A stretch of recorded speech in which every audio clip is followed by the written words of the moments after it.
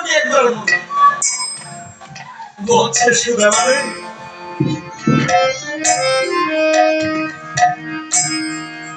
সারা জীবন আমাকে ভক্তেরা ডাকে আমাকে ভালো বাসবে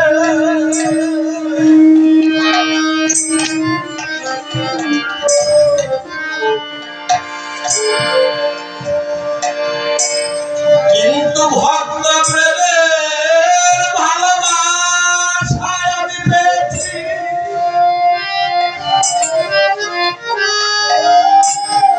তারপরে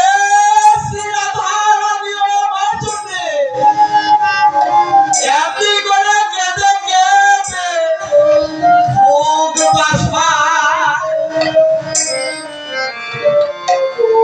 কিন্তু তারা কেন এত করে আমাকে ভালোবাসে আর আমার জন্য কেন এত কাঁদে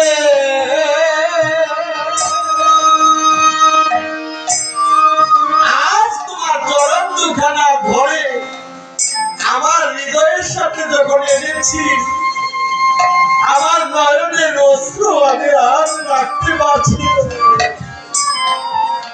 আজ আমি বুঝতে পারলাম যে সারা জীবন ভক্তেরা আমার চরণ বুকে রেখে কেন কাঁদে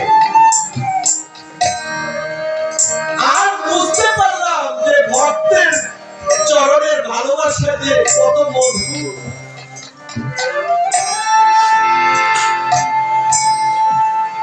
আজ সেই ভালোবাসা পাওয়ার জন্যই আমি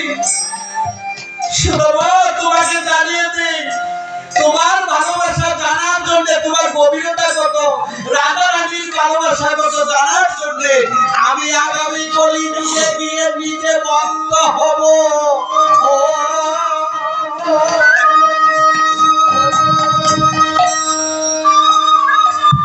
আমি আগে ভক্ত হয়ে তারপরে সেই রাধারানী ভক্তের গায়ের ধুলো পদ ধুলি ভক্তের অঙ্গে আমি আলিঙ্গন করে পরশ করে আমি দেখিতে চাই ভক্তেরা কেন আমার জন্য আমার রাধারানী আমাকে যে ভালোবাসে ভালোবাসার গভীরতা কতটুকু আমি জানতে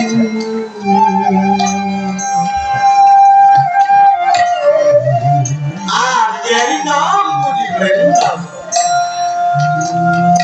ও যেখানে সাধু গুরু বৈষ্ণবের হয় একত্রে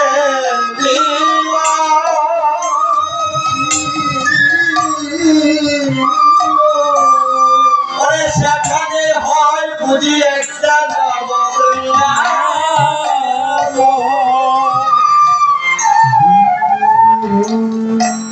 আপনাদের মতো দয়াল ভক্ত দেখুন সুদামাও কিন্তু আপনাদের মতো আমাদের মতো একজন ভক্ত অর্জুনও কিন্তু একজন ভক্ত আমরাও তো ভক্ত ভগবানের নাম পর্যন্ত মুখে নিতে পারি না মনে যায় না আর তারা ভগবানকে নিজে কাঁধে উঠায় ভগবানের কাঁধে উঠায়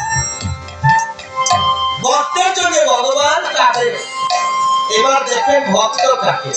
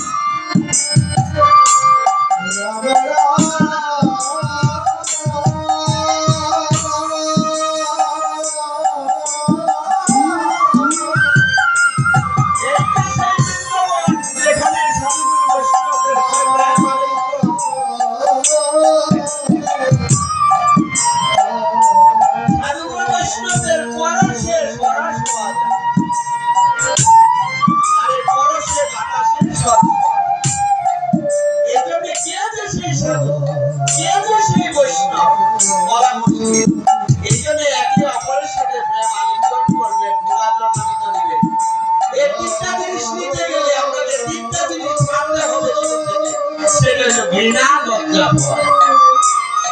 এই তিনটা জিনিস থাকলে জীবনে এই তিনটা জিনিস এখান থেকে জোগাড় করে নিতে পারবেন।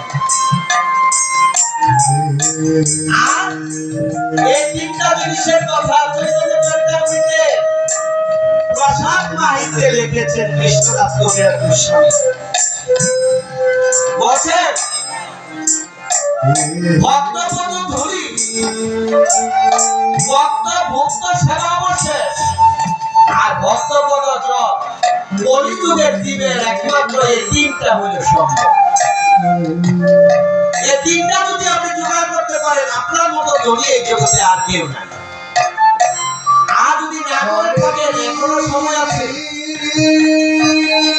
এই জগতের থেকে যদি নিজের সম্ভব নিজে বেঁচে না যেতে পারেন আপনার মৃত্যুর পর আপনাকে কেউ এই সম্ভব আর দেবে না।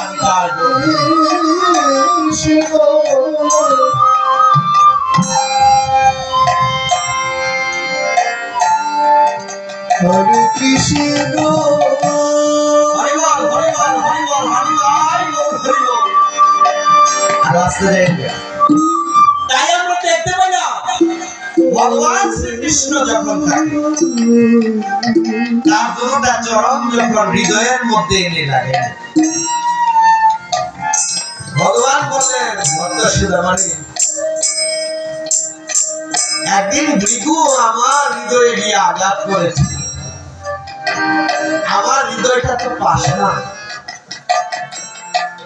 আর ভক্তের চরণটা কোমল। আমরা সারা জীবন শুনেছি ভগবানের চরণটা হলো কোমল আর আমাদের দেহটা হলো পাথরের মতো।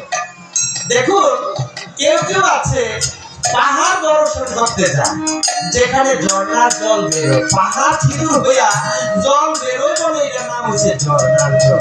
এটা দেখার জন্য ওই জল স্নান করার জন্য অনেকে গাড়ি লয়ে লয়ে যায়। ওখানে একটা প্রমাণ দিয়ে দিল ভগবান যে পাহাড়টা মানে কি পাথরের, এটার মধ্যে তা সিঁদুর হইয়া এবং ঝর্ণার জল বেরোয়। আর আমাদের দেহটা এই যে হৃদয়টা কত কঠিন দেখুন, এটা দিয়া কৃষ্ণ নামের জল আসে না। তাই বলছে